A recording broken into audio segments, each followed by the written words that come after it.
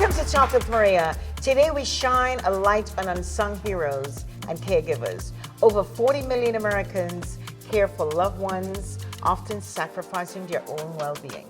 We explore their stories, challenges, and triumphs. My guest today is Sonia Oliver, a caregiver and advocate for human home care and healthcare services. How are you? I'm fine, thank you, Maria. You know, over the years that people talk about caregiving, about people going into people's homes, about home care workers, there are good, bad, and indifferent stories that come about.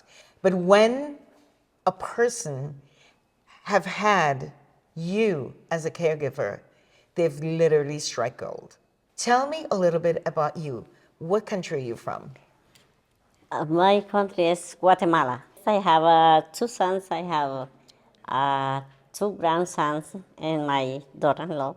Nice. And I have family here in the United States. I have two brothers and three sisters. You know, when I listen to your story, your parents, your father got shot by gang members. Yes, And you survived that, and then your mother passed away, yes, and you still survived, and you kept on working. Not a day in your life in America did you stop working and sending money home for your family, ensuring that they were eating, ensuring that they were getting care. And you yourself needed care at one point. Tell me about when you were sick. I stay in a hospital for a couple months because I have surgery for heart open. An open heart surgery. Yes, in 2018, I think my life is finished. But thank God, my life is continued. And then I have dreams for a long time for working in the hospitals or something like that. But I can't because my father does not have money for my students. And then I have in my mind all the time, I like to take care of the people because I like this, but I don't have opportunities. One day, one friend is going to send them to me in your school, and this is why I have opportunity, a lot of opportunity because I stay with you, and my life has changed. Wow. My life has changed. So I like it a lot because I help people, my family here and to Guatemala too. Tell me, when you were in a coma in the hospital, how many days was that? I stayed in a coma for 7 days. Wow. Yeah, so I gone to the hospital for December 18, was I wake up as December 25. And I say, Merry Christmas, Merry Christmas. I say, why say Merry Christmas? And I think it's coming 6 o'clock in the morning. I see it's 1 o'clock. Well, I think it's the same day. It's 7 days. Yes. God has just spared your life. So I cry a lot because Jesus give me more life. Wow. New opportunity for my life. It's very, very hard. And when you believe in God, 7 days in a coma and you were 7 days. restored. Yes. And you've taken that new heart and you've taken it into everyone's home. And you've Yes. just shared your laughter and your wonderful smile and your Yeah. great hands and your beautiful, clean, honest work. I just love you. Thank you, Maria. I Yes. appreciate it. I appreciate a lot of you and helping me a lot.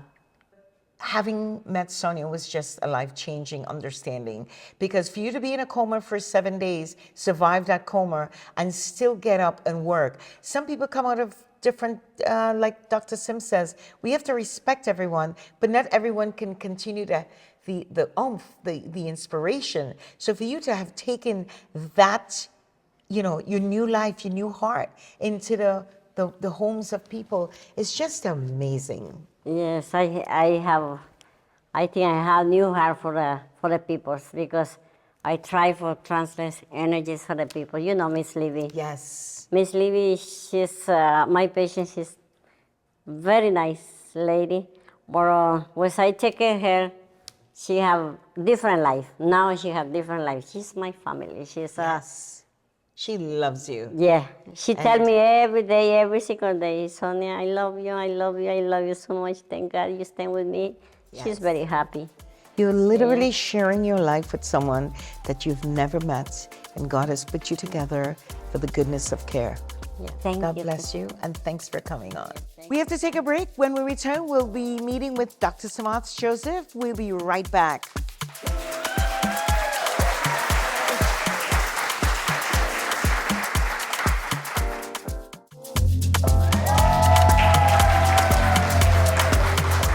Welcome back to Talk with Maria. Today we shine a light on unsung heroes and caregivers. Joining me is Dr. Samath Joseph, founder and CEO of Aspire Youth Programs, Inc., who is doing some great work to give youths and adults a second chance in life. Dr. Joseph, what an honor to have you on our show today. Thank you so much for having me. Yes, how are you? I'm doing great. Thank you so much for taking your time off to letting the world hear all the wonderful things that you're doing for the community. Yes. So tell me a little bit about you. Well, my name is Dr. Samath Joseph. I was born in Haiti, and I came to the U.S. at the age of 17. Wow. And from 17, went on to high school, completed high school, went on to And what college. high school did you go to? I went to Westbury High Westbury School. High School. Nice. Kudos to all the Westburians. Yes. So from there, went to universities, and the rest is history.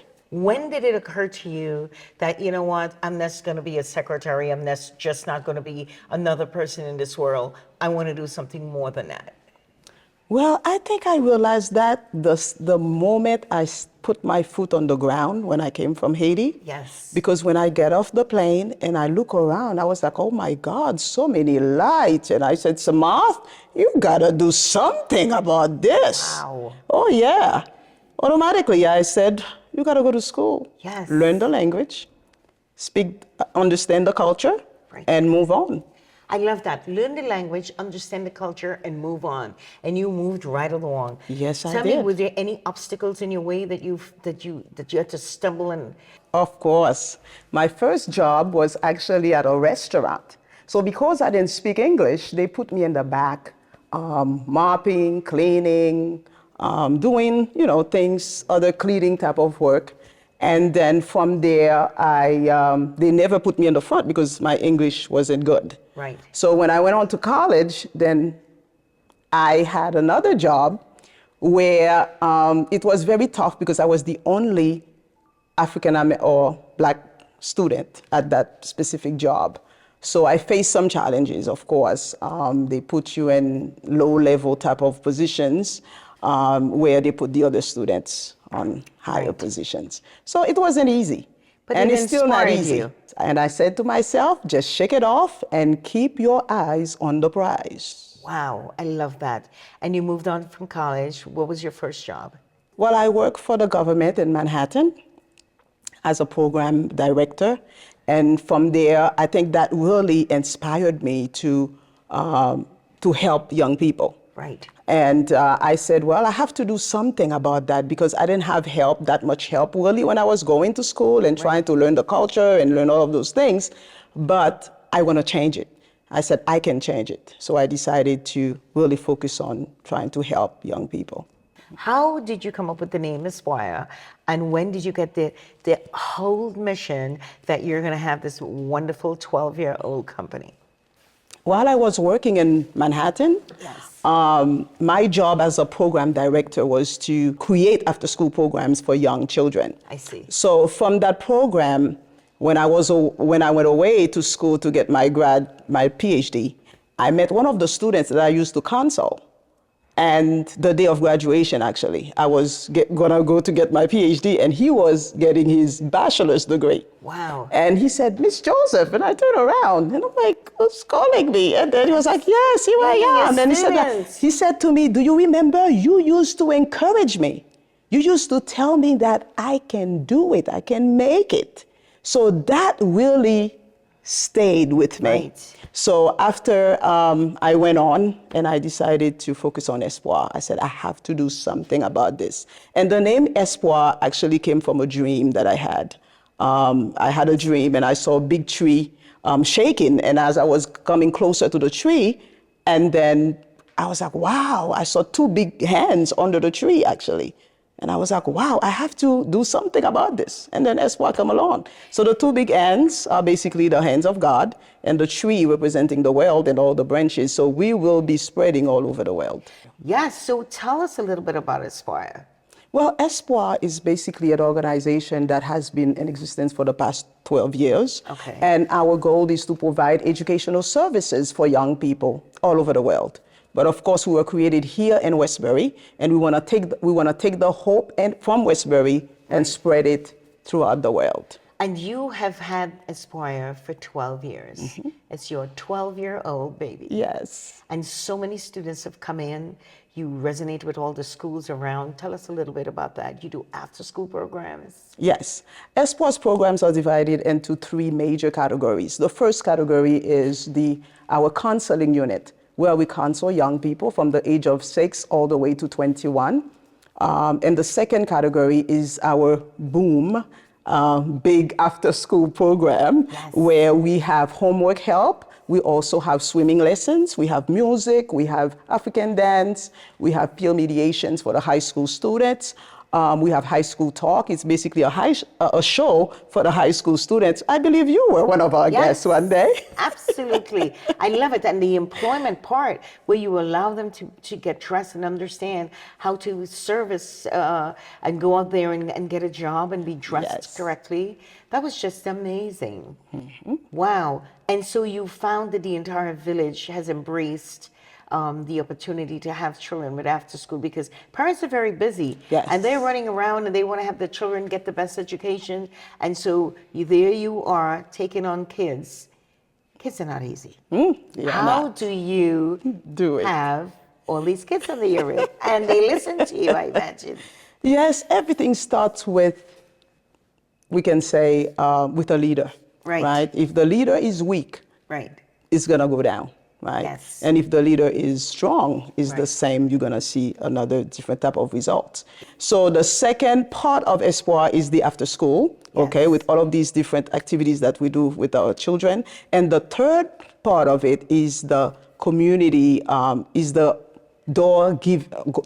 open door part of Espoir, where we give out food to the community. So we have a big food pantry where we serve the community from 10 to noon every Friday. Oh, that's so amazing. Yes, and we serve approximately 600 people. God will just bless you tremendously for that. Thank you. Wow. So we have to take a break. We'll hear more from Dr. Smarts Joseph. We'll be right back.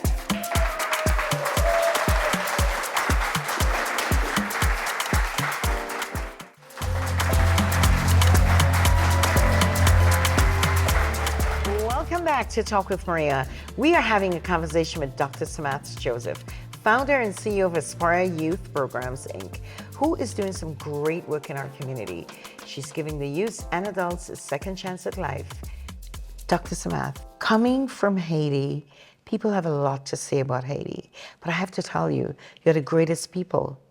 Tell me how you manage all of this, specifically with youths. You're doing two spectrums. You're serving the youths, you're serving the seniors. Well, as we all know, our young people are very special. Yes. And each person brings something different to the table. Absolutely. And what most of us usually do not see are the great qualities our young people do have. But at Espoir, we allow our kids to be who they are. Free. To use their talents, their imaginations, and create things. And that's why we have a wonderful STEM program where we teach our kids how to see the world outside of the little box that we tend to put them in. Oh, that is so wonderful. So we provide a STEM program where we teach them to build. We teach them how to create robots, how to manage computers, how to do all kinds of stuff. And also we teach them about themselves, who they are, how to be respectful, how to be loving, how to be caring. Do you do any old-fashioned infusion of how to care in there? Right. You know, you have to start with caring. Caring for yourself, caring for your family members, and caring for the world. Okay, but self-care is very important. Absolutely. As you know, most of the parents work a lot. Yes. So they don't really have time. Some parents work 2-3 jobs. So the only little caring information they can get is from us. How does your staff and just gel with any behavioral risk that if the students present? Our staffs are trained how to deal with the young people. Right. Every month we have a monthly training that all staff members must attend. Nice. Specifically our counselors, because they have to deal with, trouble teen situation and Right. all kinds of situations with the young people. So it is mandatory that every single staff attend the training. Nice. Do you have success stories you want to share with us today? Well, our first cohort, 100% of the students that we serviced the first year of Espoir went to college, and they Wow. graduated from college. Nice. That is just amazing. That Yes. must be so self-fulfilling for you to just be able to see that whole mission come into action and just play right out. What's your future plans for Aspire? Well, the future plan is to start spreading the hope all over the world. We were very honored to have the First Lady of Guatemala came to our gala this year. Nice. How She came to coincidental. celebrate with us. Yes. And we are making a lot of connections in the United Nations. As you know, that I am a lifetime United Nations member. Nice. So we have a lot of friends there, and we're trying to spread the hope and yes. start opening other sites internationally. Espoir has a school in Haiti where we serve 200 children. How, with the conditions in Haiti, how has this progressed for you? Well, unfortunately, that's a great question. Yes. Fortunately, Yes. the school is located in Thomasik, Haiti, which is located on the border between the Dominican Republic and Haiti. Right. So most of the chaos that's going on now, they are happening in the Port-au-Prince, which is the capital city Right. of Haiti. So that is why the school we are able to function, because it's not really in the geographical locations where all of the kidnapping and chaos is That's going so on. sad. And we're sending love and prayer to Haiti and saying to everyone there, just peace and love. Let's just reset for 2025 or from today on. For all the heirs that are listening in Haiti, we love you. We love everything you've brought to America and to the world. And if we could just stop all the violence, that would be just a kind thing to do if you were to hear our voice. Just put all the weapons down. So you mentioned one thing about geographical. Tell me about your geographical experiences, because you, my friend, are what we call a human geographer. Yes. Who else in the world, a human geographer? Tell me about that part of you. I love it. When I was in school, I wanted to specialize in different areas, and I didn't want to be in a box. So when I went to school, I studied geography, and I said, well, I would like to specialize in human geography. And Tell me I a have little bit another about- branch of the international economics, geography, and business development, so that it's all under one umbrella, but different branches, of course. So tell me, what's the task of a human geographer? Wow, under human geography, we have so many different branches. But me, I specialize in international economics. So I study economics, international economics, and business development. I hope every ear and every woman that's listening to you know that there's so many things they can do. Yes. Tell me one thing you do as a human geographer. As a human geographer, not only we studied the geography of places, but we also studied the activities within a specific geographical location. That is so interesting. We will take a break because this is such a sweet story. We'll conclude our conversation with Dr. Smart Joseph. We'll be right back.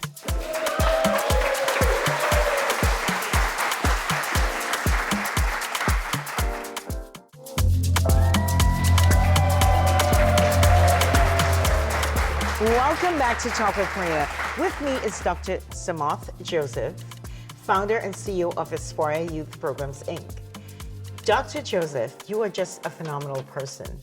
So let's go back to the geographical part of your life. I love that. What's the statistics of women being geographers? Tell me. A lot? No. Tiny Less than version. 10, yes, less than Wow. 10%. But you're truly a freedom mind. You want to explore the outdoors. Yes, I love that. actually, in my classes, I was the only female in the classes. You're Yeah. kidding. What are you doing now with that piece of your life and all that information that you've been inspired to have? A lot. I use it through Espoir. I use it, as you can tell, we are going international, right now. We're going through the international process of expanding Espoir. Right. And I'm writing, I'm Yes. a researcher, and I'm also involved with the United Nations and do a The lot gentrification of New York. of new. Above and beyond everything else, you were inducted into the Wall of Fame in North Hempstead. Tell us about that. Wow, what an honor it Yes. was for me. I was very shocked when I got selected because, sometimes you're just working. Yes. Me, I don't see work as work. I see it as a calling. Yes. So when I'm doing things, I don't even look at the clock to see what time it is. Because Right. it's like 11 midnight, I'm still in my office. Yes. Because I'm not working, I'm just following. You're serving. Yeah, exactly, and Yes. touching lives. Yes. So when I that. got the letter, I was like, wow, somebody's looking at what I'm doing. Yes. Well, the world Amazing. is seeing Yes. what I'm doing. So it was a great honor to be one of the recipients. I totally agree, and it was very nice because I served as the mistress of ceremonies the year after, and then while I was there, I had no clue.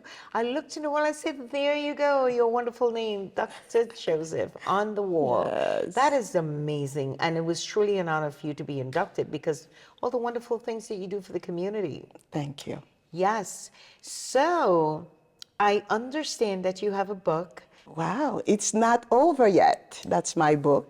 The title Not of my over yet. Yes. So you've had Aspire, you've gone to college. What college did you go to? What university? University of Buffalo.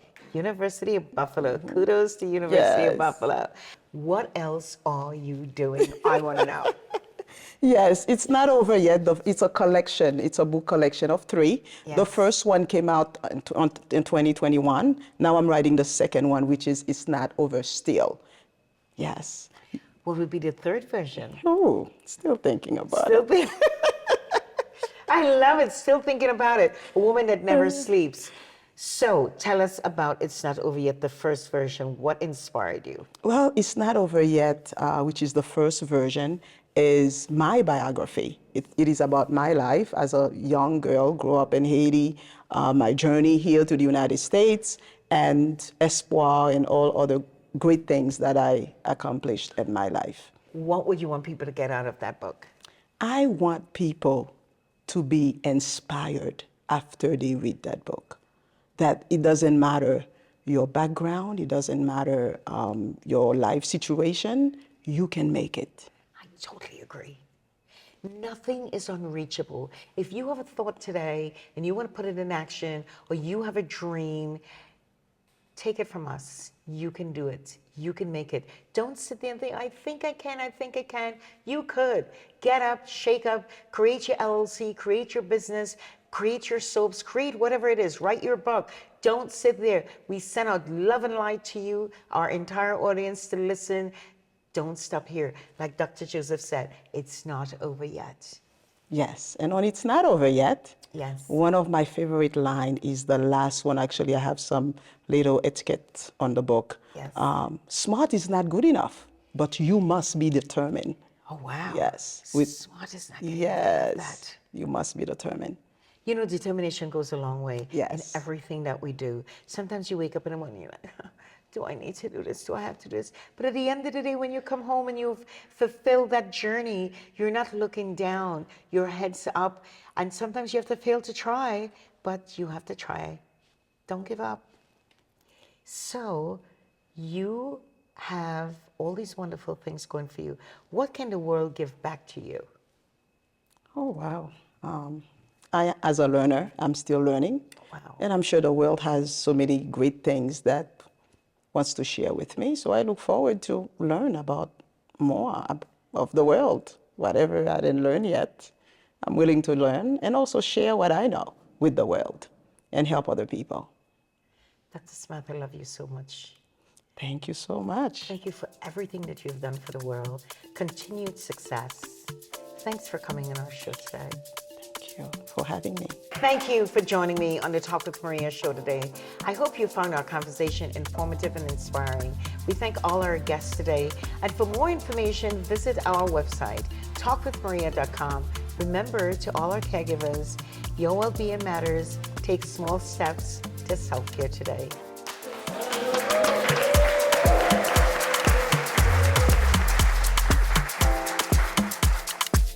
Talk with Maria is made possible by, if you're passionate about helping others, become a certified home health aide with Home Health Aide Training Institute, 516-333-3689, or visit hhati.com. Experience the authentic taste of Italy in the heart of Westbury. Rialto Restaurant. Make your reservation at 516-997-5689. Brooklyn Boulevard Home Care. They care for you in the comfort of your own home. To schedule your care, call 718-683-8303.